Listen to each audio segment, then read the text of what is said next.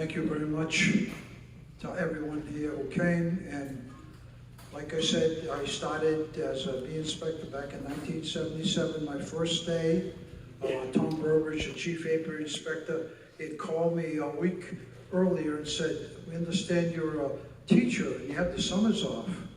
And he says, "We need a bee inspector.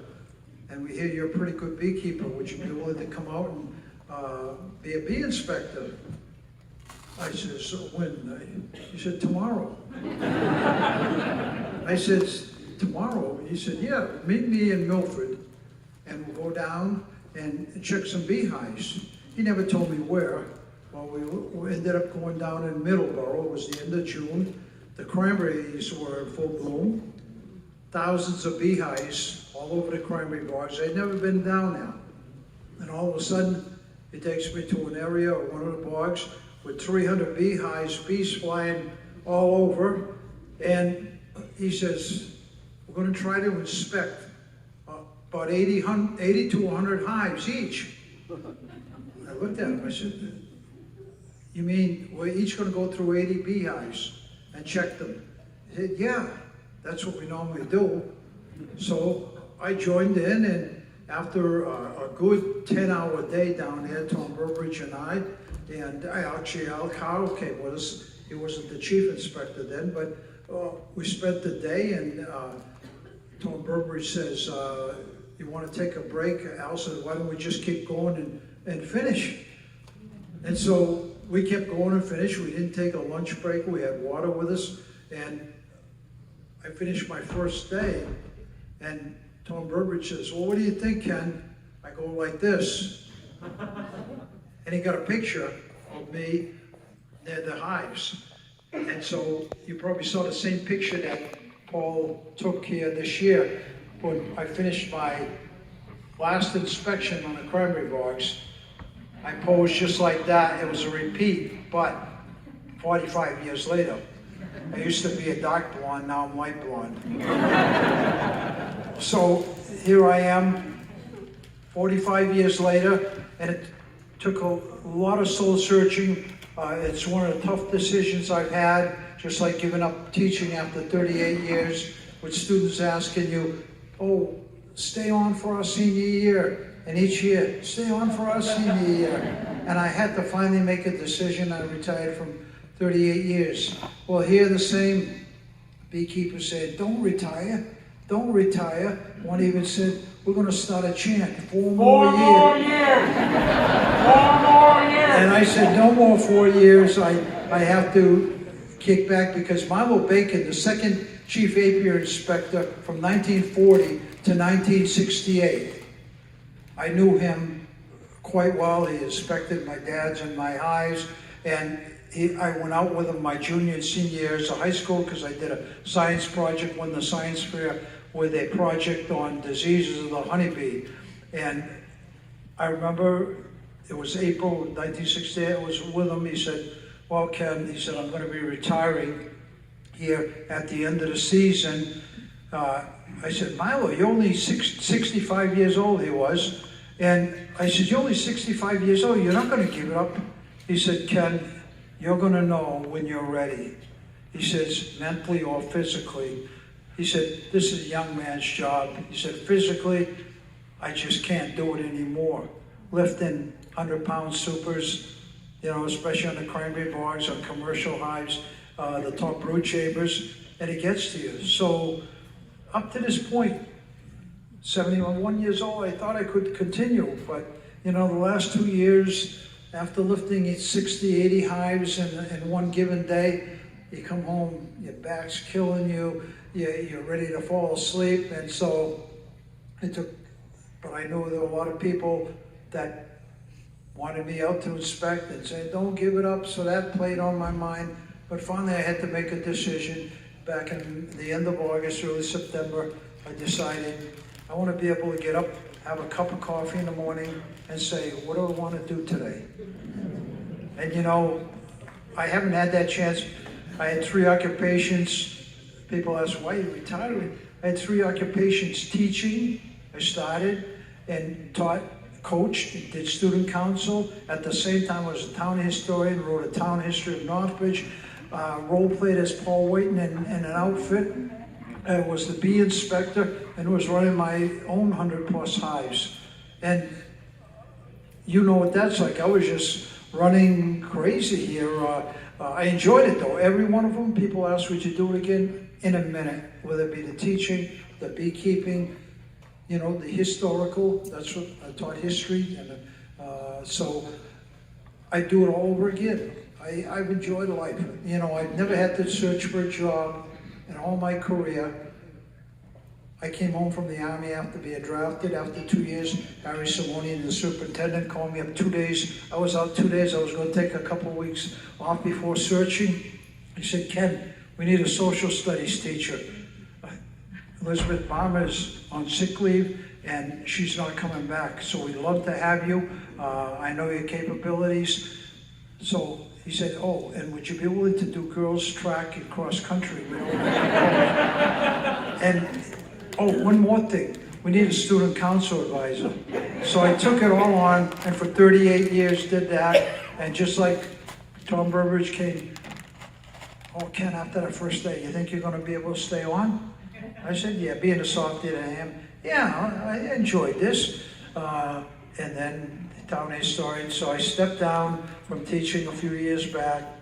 I stepped down from town historian, chairman of the Historical Commission in Northbridge 2 months ago. And this evening I stepped down and retired as a state bee inspector, and I can enjoy time and not have to get up in the morning, but relax and do what I say, what do I want to do today? And beside being, you know, pretty healthy and not worrying about soreness or sore back.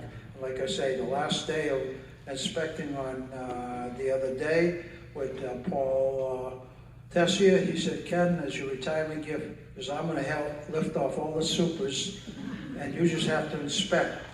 And we went at quite a rapid pace. I said, Paul, if I'd known this, I'd be having you do this for the last 5 years. And you know, I didn't know, but we move faster than we do doing it separately. So anyway, I want to thank, it's been a pleasure, really. I enjoy talking with each one of you out there in the field. As you know, sometimes I spent an hour with you discussing your hive, your beekeeping, what to do, how to improve, being a teacher, giving you a grade, A-, C-, you know, some, and so people appreciate that. I appreciate your trust. How many that couldn't be there that day say, Ken, I trust you, just go on, do the inspection, leave the report, and then they call me up, and I don't mind chatting, as many of you know, sometime a half hour with some of you on the phone, discussing your bee problems, and even those, like the gentleman that called me, 2-3 months ago, and said, Ken, I just got home from work. I've had a swarm. It's in the tree. How do I get it in the morning? This was 11:30. He said, I hope you weren't asleep. I said, no, I'm just waking up. And then, was it 5 days ago, 3:30 in the morning, Ken, I've had a bear attack. We heard the hive hit against the shed. He says, I don't know what to do. The hive is all torn apart. And so we talked for about 15 minutes, how to put the hive back together and how to get the bees and put them in. So those are the kind of issues. And my favorite story, of course, and I'll end with this. This was back about 9 years ago. Al Cowell called me up and said, Ken, I'm out here in Western Mass. We've got an issue in Cambridge. He said, can you call Charlie Rebs? And I don't think Charlie's here. I don't know if he's beekeeping anymore, but he says, can you call Charlie Rebs? Give me the number. He says, he's got a major problem there in Cambridge. Had no idea what the problem was. Al says, I don't know, just call him. So I called Charlie up, and he said, Ken, I've got a major issue. I don't know what to do, just about frantic. I says, well, what is it, Charlie? He says, can you just come up here? He says, and so he gave me the address. I went up to Cambridge, and went to his house. He's just outside the downtown Cambridge, and he said, Ken, come over here. He took me down to the house across the street. He says, I had a hive, it swarmed out. Well, the two folks on the house right across the street from him had their screen door open. They were with the two children in a pool in the backyard. Well, Charlie's swarm came right through the kitchen, through the open screen door, right into the kitchen, and on the light fixture in the kitchen, settled. And all of a sudden, they had slammed the door open. In the meantime, before I got there, well, there's bees all circling around. And the mother had come around and with the younger son to change up, and they walked in the kitchen, and there's 20,000 bees on the light fixture. They're freaked out. So I got there, I opened the door immediately. She said, you're letting all more bees in. I said, I know. And I looked at the situation. She says, how long is it going to take you to get the swarm out? I says, well, it may leave on its own within the next hour or so, or it may stay and be here tonight. Her eyes just opened up, and she said, what do you mean? She says, they're in the kitchen, how will we eat? I says, you can go to McDonald's, no big problem. I guess we could do that. And I said, just go to the living room, you can go to bedrooms, they won't bother you. Leave the screen door open. I'll be back tonight at 7:30. If it's still here, I went to visit my friend in Quincy, and then I came back at about 7:30, 8 o'clock it was. I had a ladder. He had a long, tall step ladder with a white bucket. I went, and there were 9 people.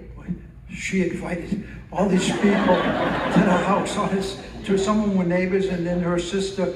And I get there, they're all in the living room. Well, I could see all the eyes around the corner of the door. And at that time, I played it up a little. I put the ladder up, I put the bucket, part of the swarm was hanging right in. I sprayed sugar syrup, because I knew they'd fly. And so I sprayed the sugar syrup all over the bees, and on a ladder, no veil, no nothing. These people were in, oh, you're not going to get stung? I says, don't worry. And I took my bare hands around the light fixture, plop, put the cover on the bucket, and she said, that's all there is to it? And I said, what you see being done here, do not try at home. This is being done by honest, that's just how I said it. She said, oh, I'd never do that. I'd never do that. And so I got the bucket, a happy family. Charlie said, oh, Ken, I thought I was going to get sued. They're going to get stung and everything. He was freaking out. He said, oh, I'm so glad. He says, how'd you learn to do all that? I said, Charlie, he was only a first-year beekeeper.